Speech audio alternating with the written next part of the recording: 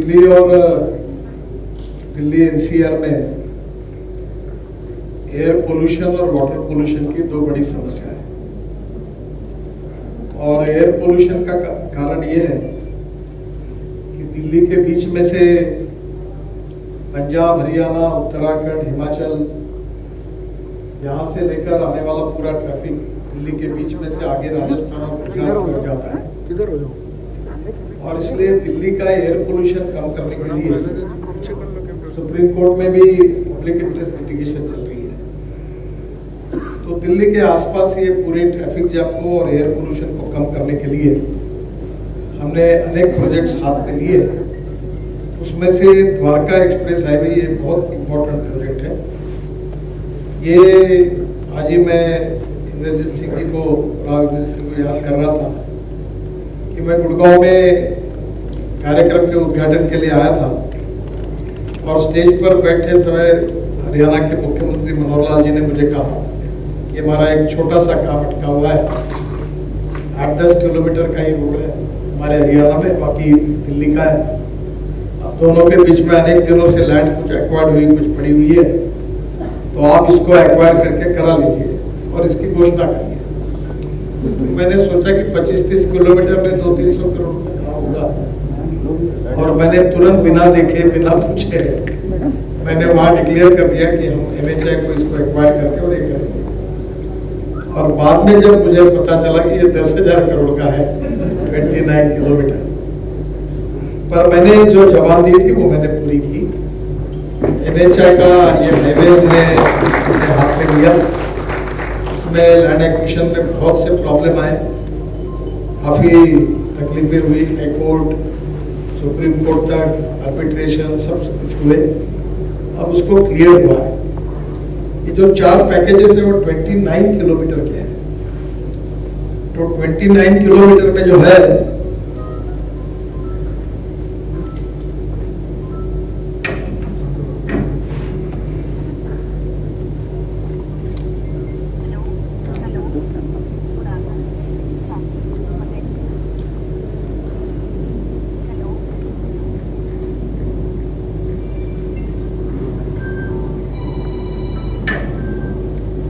इसमें ये 8 लेन main express highway है और इसको 6 लेन एक टनल भी इसके साथ है और 6 लेन, 8 लेन जो है वो ऊपर में और 6 लेन नीचे में है।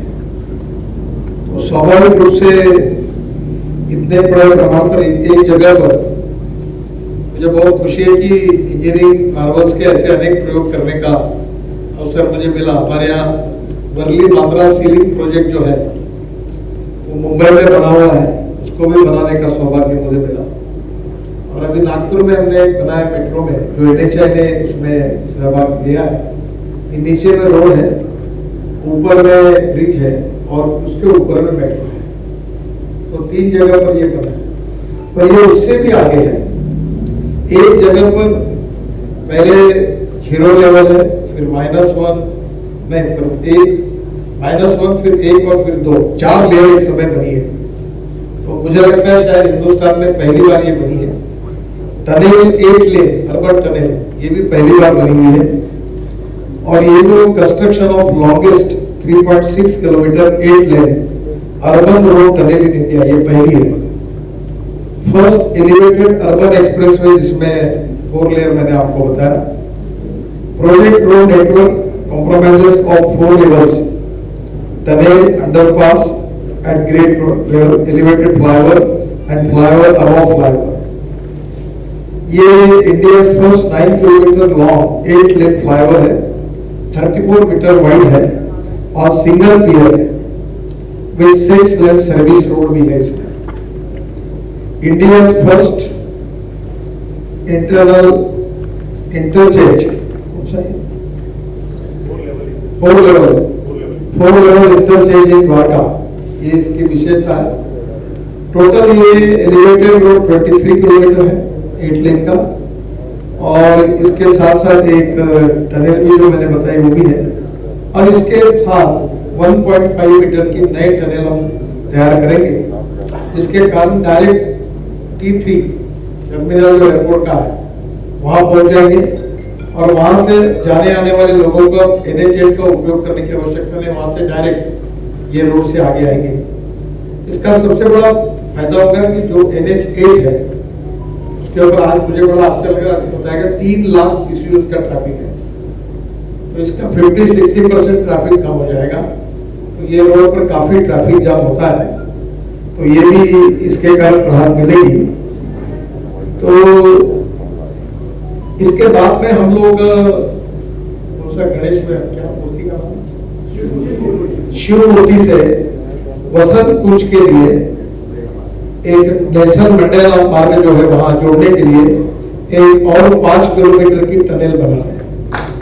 तो ये भी आगे तुरंत इसका काम हमने काफी हाथ में लिया है, DPR बन रहा है, शायद इसी साल ये काम शुरू करेंगे।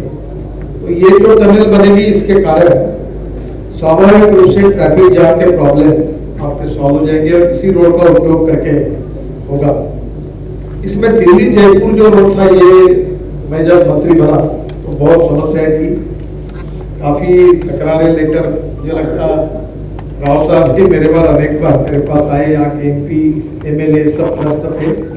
तो ये हीरो वाला ब्रिज हमने बनाया, एक राजीव चौक का था उसको कुछ किया, अंडरपास बनाया, आगे भी 2-3 ब्रिजेस बनाए।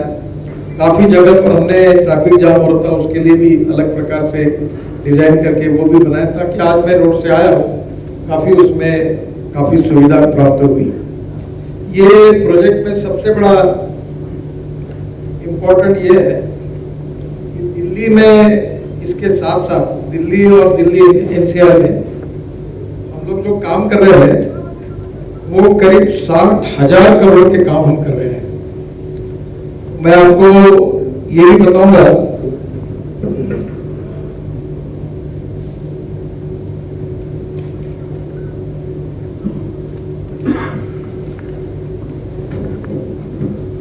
ये ईस्टर्न पेरिफेरल रोड हमने पूरा किया है, जिसमें हमने 12,000 करोड़ रुपए खर्चा किए हैं, और जो वेस्टर्न पेरिफेरल है वो हरियाणा सरकार ने किया है, वो 7,000 करोड़ से 19,000 करोड़ दिल्ली के लिए रिंग रोड बना है, और ये बहुत ही इम्पोर्टेंट है।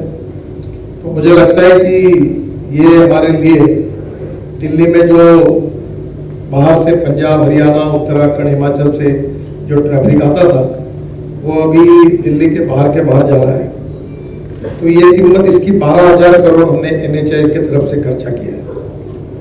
फिर द्वारका एक्सप्रेस वे ये 29 किलोमीटर है, 9,500 करोड़ रुपए इसमें खर्चा कर रहे हैं हम लोग, और इसमें अभी और 1.5 किलोमीटर की टनल है जो बनाएंगे जो T3 तक जाएगी वो, और उसके साथ हम लोग 5 किलोमीटर की टनल वसंत कुंज तक बनाएंगे, तो उसके लिए 5,000 करोड़, ऐसा ये टोटल प्रोजेक्ट करीब 14 से 15,000 करोड़ का होगा।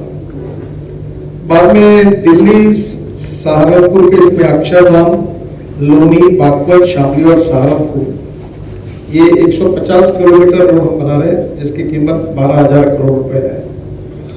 फिर दिल्ली मेरठ एक्सप्रेस हाईवे जिसमें से दिल्ली के पैकेज ओपन हुए वो करीब 7,000 करोड़ के हैं, और दिल्ली मेरठ आने के लिए 4 घंटे लगते थे। हम अप्रैल में इसका मार्च एंड तक इसका काम पूरा करेंगे, और 2 आवर भी पूरे नहीं हुए तो शायद जून तक लग जाएगा। तो ये होने से द्वारका से मेरठ से दिल्ली 45 से 50 मिनट हो जाएगा।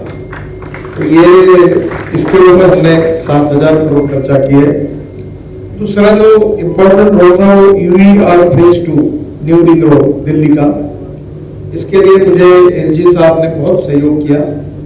इसका लैंड एक्विजिशन पूरा हुआ है, DDA के साथ बातचीत हुई, और उसके बाद में भी उनके प्रपोजल से उन्होंने एक्सेप्ट किया, टेंडर हमने बुला कर रखा है। ये दिल्ली ये UER phase 2 new ring road Delhi ये 7,700 करोड़ रुपए का है, और मेरा विश्वास है कि आने वाले 3 महीने में हमने टेंडर बुला लिया, इसके काम की शुरुआत करेंगे। फिर मुकरबा चौक से पानीपत ये काम बंद पड़ा था, फिर इसको हमने कॉन्ट्रैक्टर को रिप्लेस किया है, और ये भी काम 2300 करोड़ का है, 8 लेन रोड है, इसका काफी काम अब पूरा हुआ है। मुझे लगता है कब तक पूरा होगा? जुलाई तक ये काम पूरा हो जाएगा। फिर धौला कुआं में भी एक बहुत ट्रैफिक जाम होता था और मैं भी उसमें रोज जब भी हवाई जहाज पकड़ने के लिए जाता था तो फंसता था। तो काम काफी पूरा हो गया है। थोड़े चेंजेस मैंने बताया उसमें, और कुछ अगर डिफेंस के सहयोग के साथ वो आ जाएगा तो वो भी निश्चित रूप से पूरा होगा। ये जो डीएनडी आश्रम और बदरपुर होकर जो रोड है हमारे विदुड़ी जी के इसमें कालिंदी कुंज फरीदाबाद वल्लभगढ़ और सोहना, ये 60 किलोमीटर का है। ये 4000 करोड़ का इसका काम शुरू हो गया है। थोड़ा सा फॉरेस्ट एनवायरनमेंट की कुछ, हाँ 5000 करोड़ है ये। इसका काम थोड़ा एनवायरनमेंट का लास्ट परमिशन है, वो कॉन्ट्रैक्टर को अवार्ड हो गया, उन्हें साइट भी मोबिलाइज की है। ये 5000 करोड़ का है। अप्रैल में ये शुरू हो जाएगा। फिर गुरुग्राम से सोना ये 6 लेन है, जो ये द्वारका एक्सप्रेसवे से आगे एलिवेटेड रोड है, 22 किलोमीटर 2000 करोड़ का। इसका काम शुरू है, इसका काम ऑलरेडी चल रहा है। बाद में हमने भी दिल्ली से देहरादून नया हाईवे जाहिर किया है। उसके दिल्ली से देहरादून 2 घंटे में आप जा सकेंगे। टोटल नया रोड बना रहे हैं और इसी रोड को हरिद्वार जाने के लिए एक लिंक है देहरादून जाने के पहले, वहां 47 किलोमीटर की, जिससे हरिद्वार भी जाएंगे और देहरादून जाएंगे। और हरिद्वार और देहरादून दोनों का डिस्टेंस 2 घंटा दिल्ली से केवल होगा। ये एक्सिस कंट्रोल होगा। इसमें एलिवेटेड रोड बना रहे, काफी फॉरेस्ट के बीच में से जाता है। तो ये भी आज देहरादून जाने के लिए 5 घंटे, 5.5, 6 घंटे, कभी 7 घंटे लगते हैं। तो ये 2 घंटे में जाना पूरा होगा। तो ये एक दिल्ली के लिए बहुत बड़ा फायदा होगा। फिर दिल्ली से मुंबई सोना से जो रोड है वो भी करीब 1 लाख करोड़ का है। और इसका भी हमने दिल्ली जयपुर, अब यहाँ से लोग नहीं जाएंगे। ये दिल्ली से जयपुर जाने के लिए दूसरी जगह बांदीकुई से एक जयपुर को हम नया रास्ता जोड़ रहे हैं, दिल्ली मुंबई हाईवे को। तो उसके कारण वो भी काफी आसान होगा और 2.5 घंटे के कम इसमें दिल्ली जयपुर हो जाएगा। वैसे भी एग्जिस्टिंग इसमें दिल्ली से नहीं, अभी कौन सा रास्ता नहीं, दिल्ली से जयपुर जाने के लिए जो दौसा से पलट कर जयपुर जाना का जयपुर रिंग रोड, तो जयपुर रिंग रोड भी फंसा हुआ था। हमने NHAI में उसको टेक ओवर किया, वो भी पूरा किया है। और इसके रिंग रोड को जुड़ेगा, उसके पहले हम दूसरी जयपुर की लिंक भी कर रहे हैं। तो ये जो एग्जिस्टिंग रोड है NH8, इसके ऊपर का काफी काम पूरा कम होगा। ये जो प्रोजेक्ट आज मैंने देखा, इसकी मुझे खुशी हुई कि इसमें 12,000 पेड़ हमने ट्रांसप्लांट किए और 84% सक्सेस रेट है।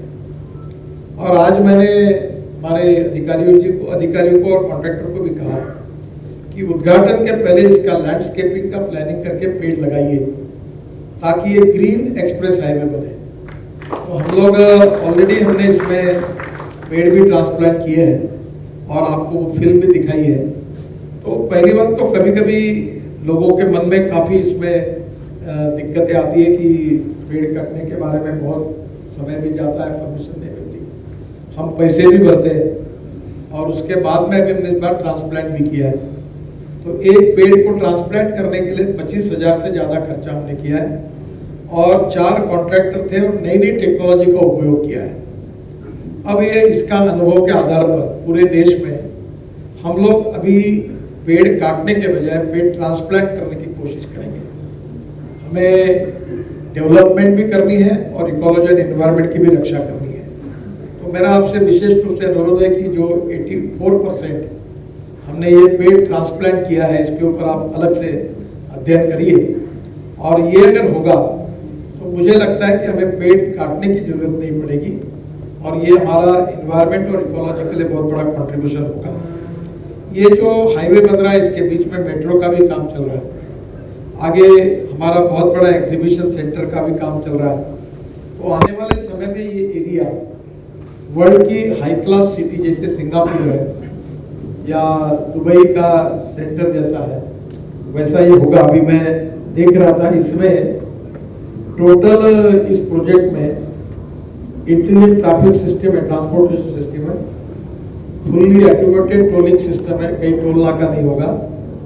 Total estimated consumption of 2 lakh metric ton steel, यानी एफएल टावर से 30 गुना ज्यादा यहाँ स्टील यूज हुआ है।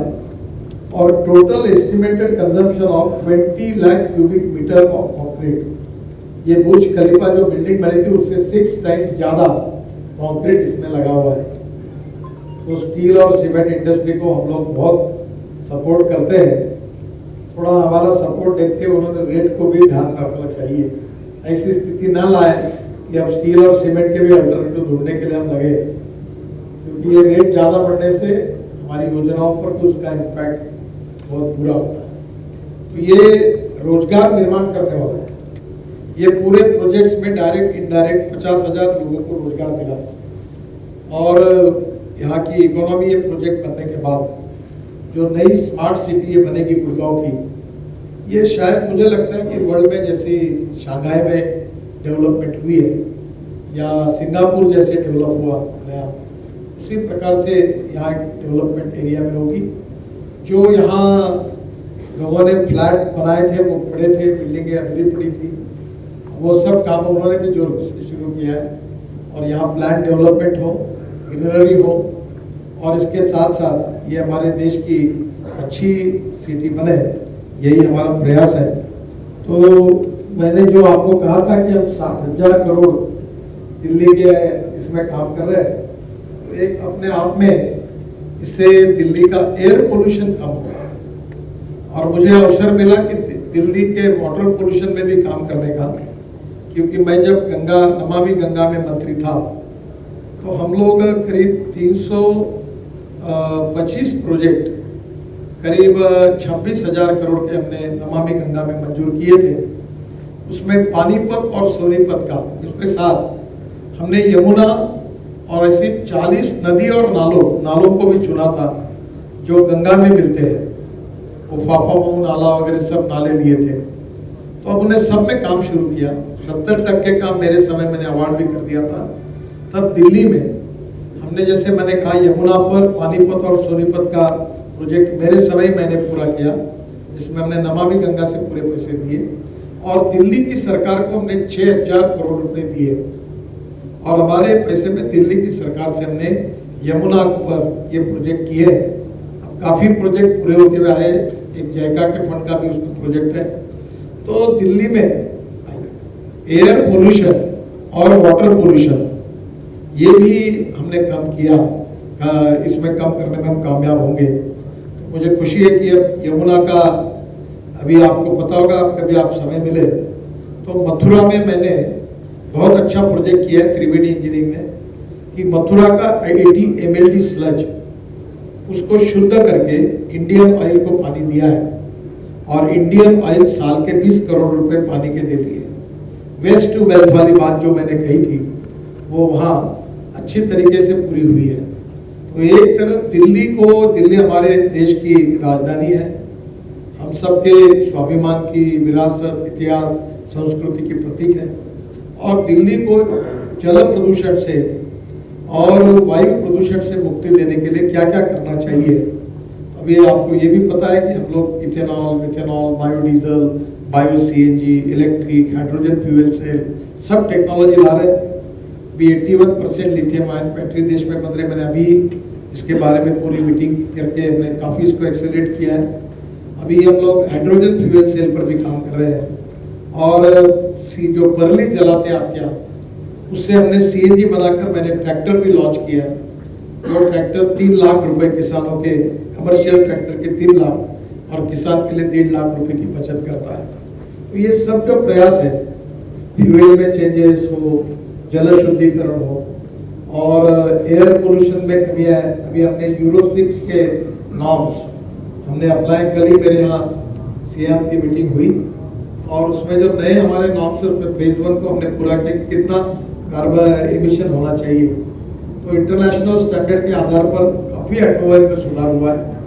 और उसमें भी हमने अलग अलग प्रकार के फ्यूल लाए हैं। फ्लेक्स इंजन में इथेनॉल का फ्यूल अब लाने के लिए हम कोशिश कर रहे हैं। तो आने वाले समय में एक तरफ पोल्यूशन कम करने के लिए फ्यूल में बदल करना, दूसरी ओर रोड इंफ्रास्ट्रक्चर को अच्छा करके ट्रैफिक जाम को कम करना, तीसरी बात पब्लिक ट्रांसपोर्ट और इलेक्ट्रिसिटी को इनकरेज करना।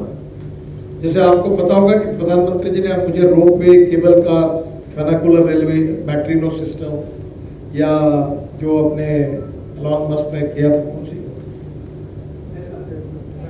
नहीं एलॉन मस्क टेस्ला ने दूसरा एक उनका एलिवेटेड कॉरिडोर का था वो भी उन्होंने प्रपोजल था। अभी मैं दिल्ली और मुंबई के बीच में हमारे पास 120 मीटर की विड्थ है। तो मैंने रेलवे मंत्री पीयूष गोयल जी को कहा कि आपको बुलेट ट्रेन चालू करना है तो कल मैं जगह दे सकता हूँ। और रोड के बीच में इसको इलेक्ट्रिक हाईवे बनाने की कोशिश भी कर रहे हैं कि रेल के एक बीच में रेल होगी जिसमें ट्रक बस डायरेक्ट चार्ज होगी 20 किलोमीटर और फिर 200 किलोमीटर इलेक्ट्रिक पर चलेगी। तो नया एक्सपेरिमेंट कर रहे हैं। अभी ये जो मेरे पास डिपार्टमेंट आया है, इससे हम लोग दिल्ली से Jaipur pond system, metro type, वो भी करने के बारे में हम लोग अभी विचार करेंगे। अभी डिपार्टमेंट के पूरी तरह रूल्स ऑफ बिजनेस में मेरे पास आया है। तो पब्लिक ट्रांसपोर्ट अगर बढ़ेगा तो पोल्यूशन कम होगा। तो वाटर पोल्यूशन, एयर पोल्यूशन को कम करना, ट्रांसपोर्ट में भी पोल्यूशन को कम करते हुए पब्लिक ट्रांसपोर्ट को इनकरेज करना, और नए नए विशेष रूप से जैसे 4 लेयर पहली बार हुआ। ये मैं आपको फिर से कहूँगा, ये जो प्रोजेक्ट है ये भारत का इंजीनियरिंग मार्वल है। ये ऐसा एक प्रोजेक्ट है कि जो बनेगा तो मेरे अभी आप मुझे भी आज पूरी आइडिया नहीं थी और आज मैंने अधूरा देखा है, और जब पूरा होगा तो आपको निश्चित रूप से पता चलेगा। अगले साल के 15 अगस्त के पहले, अभी इन्होंने बताया डेडलाइन, पर हम 15 अगस्त के पहले इसका इनॉग्रेशन करेंगे अगले साल का, इतना मैं आपको विश्वास देता हूँ। और विशेष रूप से इस प्रोजेक्ट में हरियाणा की सरकार, आदरणीय हमारे मुख्यमंत्री और हमारे राव इंद्रजीत सिंह जी, बाद में यहाँ के सभी एमएलएज, इनका बहुत अच्छा सहयोग रहा। जो दिल्ली का पार्ट था उसमें हमारे रमेश जी बिदुड़ी यहाँ उपस्थित हैं, काफ़ी मदद उनके तरफ से भी हुई। और दिल्ली सरकार ने, केजरीवाल जी और उनके लोगों ने भी हमको इन्वायरमेंट, फॉरेस्ट में काफ़ी अड़चने आई, उनका भी सहयोग मिला। दिल्ली के जो एलजी साहब हैं उनका भी समय समय पर बहुत मदद मिली है, और उन सब के सहयोग के कारण ही हमारे लोगों ने भी बहुत अच्छा काम किया है। NHI में ये एक सक्सेस स्टोरी है, दिल्ली मुंबई एक्सप्रेस हाईवे और ये द्वारका एक्सप्रेस हाईवे। हम 22 एक्सप्रेस हाईवे बना रहे हैं। तो अभी मैंने दिल्ली कटरा की आपको जानकारी नहीं बताई, दिल्ली से अमृतसर 6 घंटे पे होगा, वो भी जींद से हरियाणा से जाने वाला है, उसका भी लगभग लैंड एक्विजिशन हमने पूरा किया है।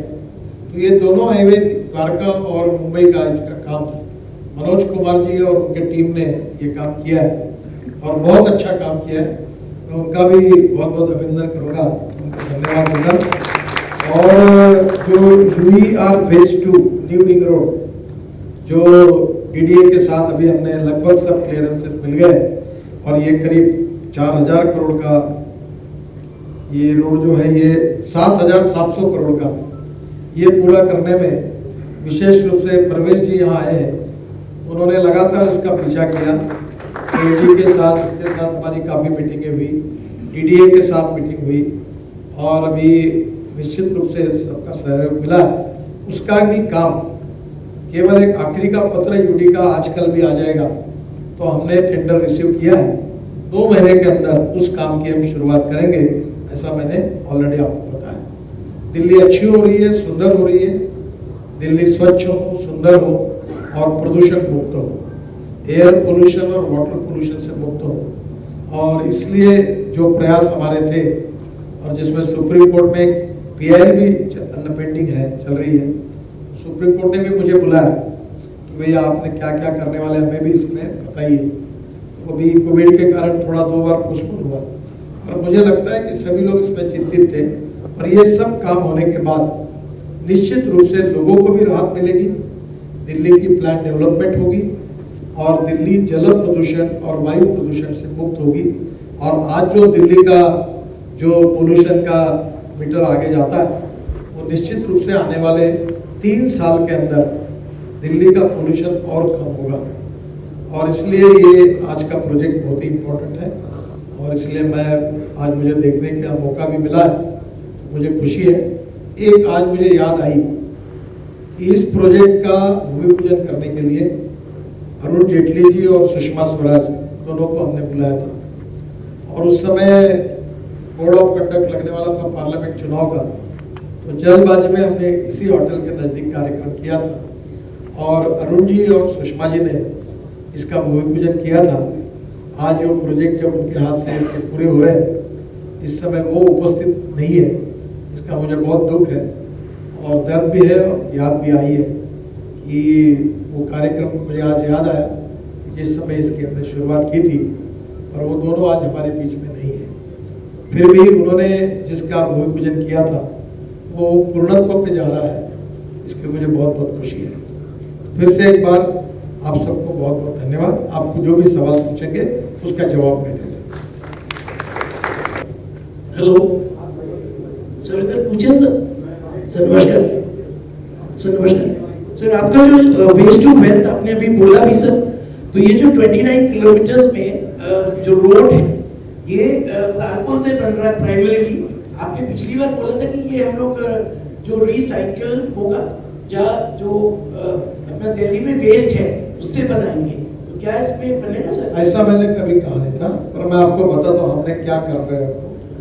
हमने 10% प्लास्टिक और रबर वेस्ट बिटुमेन रोड में मैंडेटरी कर दी है और उसके कारण हम काफी बड़े प्रमाण पर देश में प्लास्टिक और रबर वेस्ट का उपयोग कर रहे हैं। दूसरी ओर हम अभी कोशिश कर रहे हैं कि निश्चित रूप से रोड बनाते समय प्री कास्ट में ही काम करें। जैसे प्री कास्ट का अभी आपने जो कास्टिंग यार्ड देखे, पहले पद्धति ये थी कि जगह पर पहले सैंड आती थी, सीमेंट आता था, फिर वो उड़ता था, फिर वो कंक्रीट मिक्सर में चलता था, फिर वो पिलर खड़ा होता था। तो लगभग ये पूरा प्री कास्ट में होगा और मेरा दिल्ली के टीडीए के साथ और दिल्ली म्यूनिसिपल कॉर्पोरेशन के साथ भी और दिल्ली के राज्य सरकार से अनुमति है कि अब दिल्ली में बिल्डिंग कंस्ट्रक्शन को भी प्री कास्ट मैंडेटरी करना चाहिए, क्योंकि दिल्ली में जो प्रदूषण लेवल है वो देखते हुए तो हमने एनवायरनमेंट के लिए ये पूरे हमारे रोड कंस्ट्रक्शन में आया।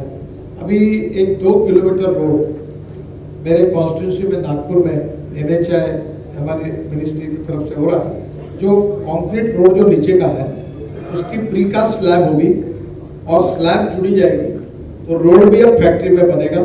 रोड यहाँ बनाने की जरूरत नहीं पड़ेगी, तो हमने एनवायरनमेंट के लिए किया। सर मैं आमिर हूँ न्यूज नेशन से। सर इधर सर सवाल ये है कि कंस्ट्रक्शन काफी अच्छी तेजी से चल रहा है, हम लोगों ने भी देखा फील्ड पे आपके साथ जाकर के, लेकिन एक बड़ी समस्या इस समय जनता के सामने है, वो है पेट्रोल डीजल की कीमतें लगातार बढ़ती जा रही है। सर एक मिनट उसी से जुड़ा हुआ और लगातार देख रहे हैं आप किसान बॉर्डर्स पे बैठे हुए, क्या आपको लगता है इस तरह आप ये सवाल पूछेंगे तो मैं अपने प्रबंध समाप्त करूंगा। आप मेरे विभाग से और इस काम के संबंध में पूछिए।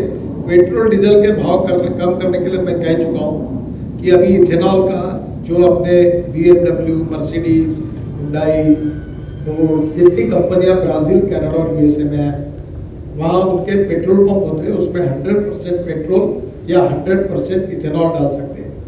इथेनॉल शुगर केन जूस से बनता है, मोलाइसिस से बनता है, DAP मोलाइसिस से बनता है और अभी राइस और कॉर्न से बनने लगा है। हमारे देश में 465 करोड़ लीटर इथेनॉल हो रहा है और अभी पेट्रोल में 10% ऐड हो रहा है। कल ही मुझे धर्मेंद्र प्रधान जी ने बताया कि इथेनॉल के पंपों को उन्होंने पेट्रोल पंप का जैसे होते वैसे इथेनॉल पंप खोलने की अनुमति दी है। हरियाणा में बहुत बड़े प्रमाण पर राइस पड़ा है। अभी हम rice surplus, sugar surplus, corn surplus ऐसी है।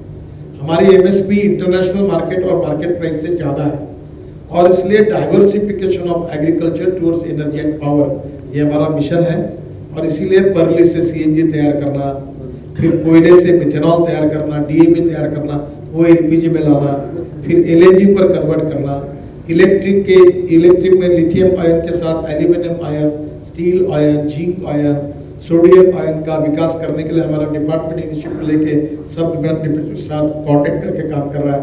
हाइड्रोजन फ्यूल सेल की गाड़ी आ गई है, वो चल रही है। तो एक प्रकार से पेट्रोल डीजल की खपत कम करना। अभी 8 लाख करोड़ का इंपोर्ट है फॉसिल फ्यूल का, और 5 साल के बाद ये 17 से 18 लाख करोड़ का होगा।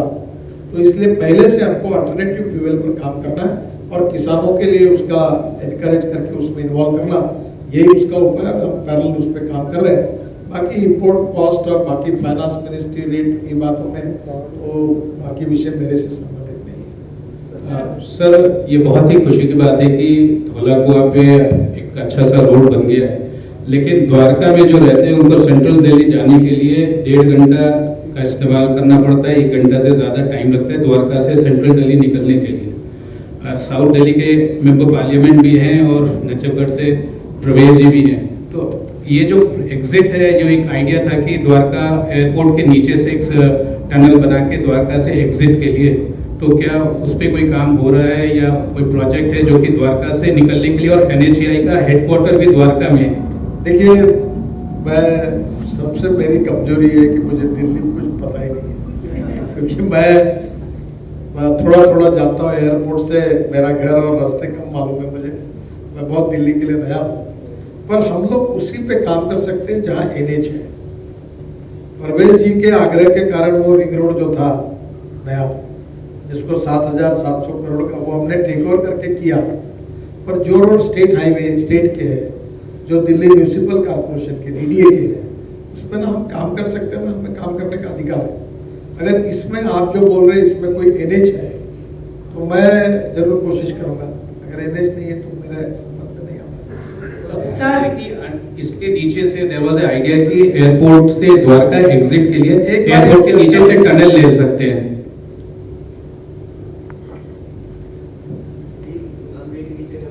ये एयरपोर्ट एक बार, ये मुझे बात है, ये बात लेकर मैंने मीटिंग बुलाई थी और ये प्रॉब्लम सॉल्व करने के लिए, और एयरपोर्ट अथॉरिटी ने इसके लिए परमिशन देने के लिए नहीं कहा।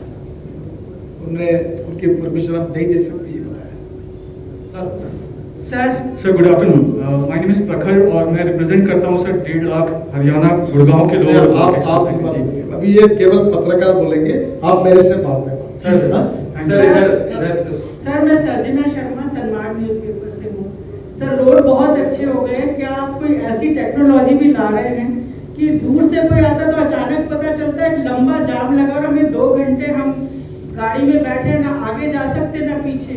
कोई ऐसा इंफॉर्मेशन टेक्नोलॉजी आप लोग ला रहे हैं कि पीछे से पता चल जाए कि आगे मत जाइएगा, और या कोई रूट डाइवर्ट कर लीजिए? अभी हम लोग इस प्रकार की इंटेलिजेंट ट्रैफिक सिस्टम ला रहे हैं, आपके मोबाइल पर इसकी सबकी जानकारी आपको मिलती रहेगी। अभी आपको एक मालूम है, दिल्ली जयपुर हमारा NH का रेडियो चलता है। नहीं सर, हम 2.5 घंटे फंसे दिल्ली जयपुर में 2.5 घंटे फंसे सर। अभी दिल्ली जयपुर तो अभी शाहजहांपुर में। अभी आपको ये जैसे ये द्वारका एक्सप्रेस हाईवे पूरा होगा और दिल्ली मुंबई का भी पार्ट, दिल्ली जयपुर का भी मुझे लगता है अगले साल तक हो जाएगा। तो आपको दिल्ली को जयपुर को नया रोड मिलेगा तो एक्सेस कंट्रोल रोड होगा। एक क्वेश्चन और है सर मेरा, क्योंकि मेरा पेपर बंगाल से है। इस बार बजट में 25,000 करोड़ रुपए का आपने एलोकेशन दिया बंगाल में रोड डेवलप करने के लिए। ये योजनाएं कब से शुरू होंगी? और TMC का आरोप है कि ये इलेक्शन की वजह से। मैं आज दिल्ली की बात करूंगा। वैसे बंगाल में मैं आपकी केवल सुधार इतना करूँ, मैं 25 लाख नहीं 2 लाख करोड़ के काम कर रहा हूँ और ऑलरेडी काफी रोड मंजूर हुए हैं। कल ही मैं बंगाल में था और कहाँ था कल? पुरुलिया डिस्ट्रिक्ट में था कल, वहाँ पब्लिक मीटिंग के लिए काफी काम बंगाल में शुरू है। इसलिए कल ही मैंने डाटा देखा है, वहाँ लैंड एक्विजिशन अगर आसानी से हो जाएगी तो वहाँ काफी काम होगा। सर हिंदी खबर से सर, ये प्रोजेक्ट कब हरियाणा सरकार ने प्रस्तावित किया था और आपके पास कब आया और कब कितना काम हो गया है? सर दूसरा सवाल ये है कि अभी आपने इलेक्ट्रिक व्हीकल की बात की थी, तो क्या इस हाईवे पर ऐसी कोई सुविधाएं होंगी कि इलेक्ट्रिक व्हीकल चार्ज हो सके? देखो मुझे याद नहीं है, पर ये राव साहब बता पाएंगे कि एक कार्यक्रम गुड़गांव में था। मैं इनॉग्रेशन के लिए जो दिल्ली जयपुर रोड पर कोई ब्रिज पर, शायद हीरो का ब्रिज या कोई कार्यक्रम था, तब आया था, अंडरपास वगैरह इनॉग्रेट किए थे। 2017 में हुआ था और अब बीच के अंदर कोविड आ गया, इसलिए थोड़े दिन के लिए रुक भी गया, लेकिन जैसे बताया गया है कि ये मुकम्मल हो जाएगा। हरियाणा वाला हिस्सा तो नवंबर इसी साल के पूरा हो जाएगा, और दिल्ली वाला 22। अभी आज मुझे बताया कि हरियाणा का शायद पहला पार्ट हम लोग अभी नवंबर के पहले ही ये खुला कर देंगे। सर इधर से एक सवाल सर, कटके सर राइट से। हाँ बोलिए। सकुंदर न्यूज़ 24 से। सर ये जो नेल्सन मंडेला 5 किलोमीटर का टनल है, क्योंकि हम उसी इलाके में रहते हैं और एयरपोर्ट आना बहुत बड़ा चुनौती रहता है, वो और दिल्ली का जो अल्टरनेटिव आप रिंग रोड बनाने की बात करें, वो किस स्टेज पे है, और थोड़ा सा अगर लोकेशन बता पाए कि किधर से निकलेगा। थोड़ा सा ये लोकेशन ये बताएंगे, क्योंकि वो दिल्ली के लिए बड़ी राहत होगी। नडेला नेशनल मंडेला मार्ग जो एक ग्रीन एवेन्यू है ना, इसके नीचे से टनल बनकर और शिव की मूर्ति पे निकलेगा, और शिव की मूर्ति पे निकले वहाँ एक टनल बन रहा है जो शिव मूर्ति पे ये एक्सप्रेस हाईवे वाला इसको कनेक्ट कर देगा। सर इधर से सर एक क्वेश्चन सर, इसको UER2 बोलते हैं, इसको UER2 बोलते हैं। UER2 रोड वो है जो आपका पुष्पांजलि से जो द्वारका अंडरपास है, उसको UER2 रोड बोलते हैं। ये 100 मीटर का रोड है, और ये आपका NH24 को क्रॉस करेगा, और वहाँ से वसंतपुर से जो आप बोल रहे हैं नेल्सन मंडेला से, ये उसी रोड को कनेक्ट करेगा, और ये आगे सीधा जाएगा, द्वारका से जाएगा, द्वारका से नजफगढ़, नजफगढ़ से दिचाऊ, दिचाऊ से मुंडका, मुंडका से फिर आपका रिठाला, रिठाला से फिर ये आपका अलीपुर की तरफ में निकल जाएगा। तो ये पूरा रूट है।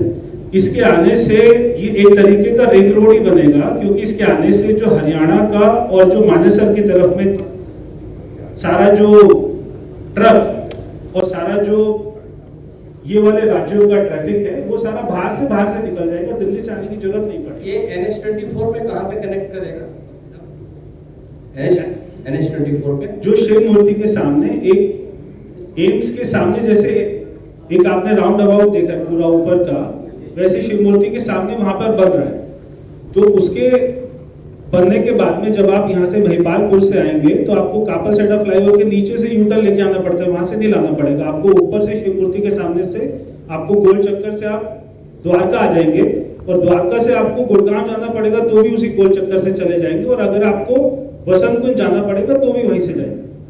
सर इधर मेरा एक सवाल है कि इसमें जो गुड़गांव में ट्रैफिक डिसरप्शन की उम्मीद होगी क्या, जो गुड़गांव से दिल्ली आती, क्योंकि शिव मूर्ति बहुत क्रिटिकल इलाका है। देखिए एक में इतने प्रयास चल रहे हैं, अभी हम एक रोड बना रहे हैं जो भटिंडा से डायरेक्ट भावनगर जा रहा है, 26,000 करोड़ का, जामनगर। तो वो पूरा पंजाब का ट्रैफिक जो है, जो मुंबई से गुजरात जाता है डायरेक्ट राजस्थान, वो वही बाहर के बाहर निकल जाए। दिल्ली के लिए इतने जगह पर हमने नए इसमें दूर से प्रयास किए कि अब आने वाले समय में दिल्ली का ट्रैफिक काफी कम हो जाएगा। सर इधर सर ब्रह्म प्रकाश न्यूज़ से। हाँ सर मेरा सवाल ये है कि आप चारधाम को कनेक्टिविटी के लिए बना रहे थे हाईवे, तो बीच में मामला रुका था, क्या उस पर काम शुरू हो गया है? और दूसरा सवाल सर, किसान आंदोलन से कितना फर्क पड़ा है आपके NHAI के टोल प्लाजा? पहले बात तो ऐसे कि चार धाम के टोटल 55 या 54 प्रोजेक्ट थे, उसमें से करीब हमने 40 प्रोजेक्ट पर हमारा काम शुरू था, उसमें से 35 प्रोजेक्ट लगभग पूरे हुए हैं। 5 प्रोजेक्ट जो है रिंग रोड है शहर के बाहर के हैं, और 15 प्रोजेक्ट जो है वो सुप्रीम कोर्ट में अटके हुए हैं, और सुप्रीम कोर्ट ने उसके बीट कम करने के बारे में वहाँ एक PIL है। इसमें जो कमेटी सुप्रीम कोर्ट ने अपॉइंट की थी उसमें डॉक्टर चोपड़ा करके उसके अध्यक्ष थे, और सुप्रीम कोर्ट का निर्णय था कि जो मेजोरिटी कमेटी निर्णय करेगी वैसा करना। कमेटी ने वो बीट बढ़ाकर दी थी, पर 24 में से 3 सदस्य चोपड़ा जी के साथ अलग होकर उन्होंने अलग रिपोर्ट दिया। फिर सुप्रीम कोर्ट में अभी डिफेंस मिनिस्ट्री ने अपना एफिडेविट किया है, और वो भी स्ट्रेटेजिक पॉइंट ऑफ व्यू ये चाइना बॉर्डर की तरफ जाता है, और जब हमारे रंगाड़े ट्रक जाएंगे तो 5 मीटर होगा तो जा नहीं पाएंगे। तो उनका एफिडेविट भी सुप्रीम कोर्ट के सामने, सुप्रीम कोर्ट ने सबको हियरिंग दिया है।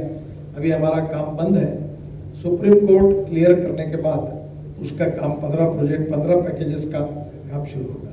सर एक क्वेश्चन। दूसरा, हमारे हरियाणा और पंजाब के टोल का हमारे लगभग अभी बंद है, उसका नुकसान हो रहा है, पर NHAI का इनकम बहुत बढ़ा है, क्योंकि हमने अभी फास्ट ट्रैक शुरू किया है, और इस साल हमने 2 रिकॉर्ड किए हैं कि हमारा टोल का इनकम 10,000 करोड़ से बढ़ रहा है, तो 34,000 करोड़ से भी ज़्यादा, करीब 36,000 करोड़ तक जाएगा मार्च एंड तक। और दूसरा, हमने कोविड होने के बाद एक ट्रैक रिकॉर्ड हमने और किया, वर्ल्ड रिकॉर्ड। वैसे वर्ल्ड रिकॉर्ड 3 एक हुए हैं।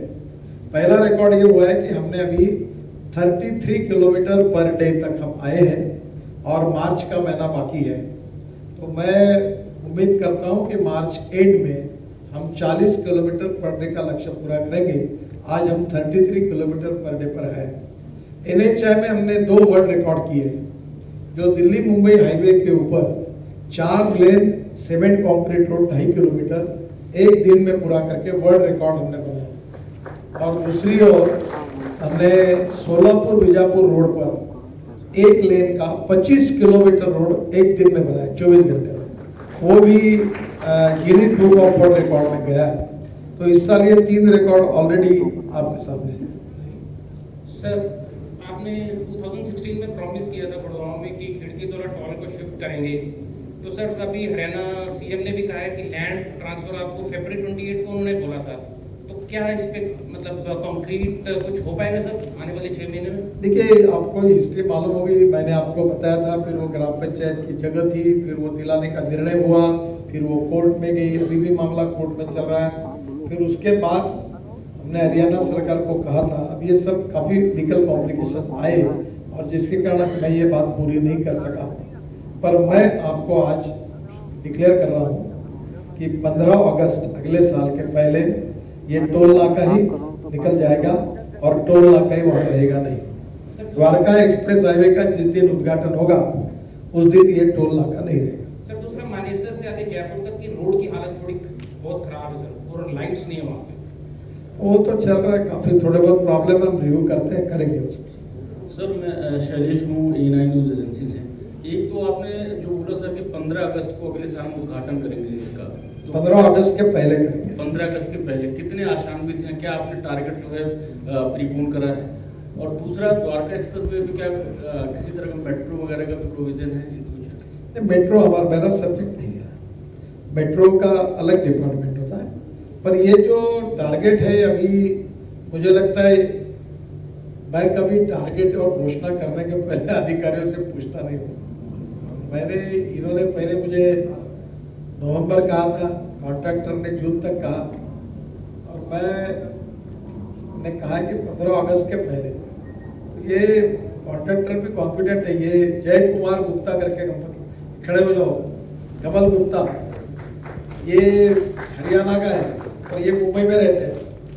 और ये पहला छोटा सा काम इनको मैंने फ्लाईओवर, जब मुंबई में महाराष्ट्र में मंत्री था तब मैंने इस कंपनी को प्री क्वालिफाई नहीं हो रही थी, उसको क्वालिफाई करके एक नए, इनके पिताजी थे जय कुमार गुप्ता, अब मुंबई की पूरी मेट्रो यही बना रहे हैं। तो ये कंपनी अब कितने करोड़ की होगी? 50,000 करोड़ की। ये L&T के बराबर की कंपनी है जय कुमार, और एक छोटे से इसमें काम किया। ये हरियाणा के यही कोई गांव के हैं, कौन से गांव से? तो इसने मुझे आज अभी कहा है, कमल ने, कि हम लोग जून के पहले पूरा करेंगे।